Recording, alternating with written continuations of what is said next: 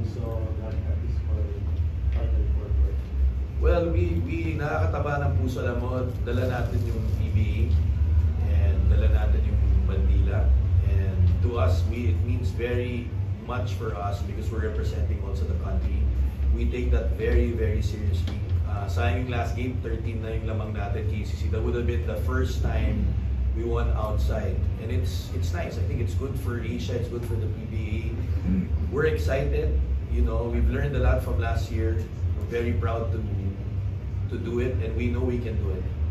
We have to take care of business against Ryukyu, but I think it will come down to the game sa Taipei. Because I think if we win that, with the way it looks, as long as KCC loses one more, we have to push it over Macau and Taipei. So we're getting guys ready. I don't think we have a day off tomorrow. And it's part of the job. It's part of, you know, representing yung PBA natin at yung kumpanya, Meralco. And then we're going out of town. So, it's part of it. We were like, take a look at it, parang Meralco linemen. We have to put our hard caps on everything.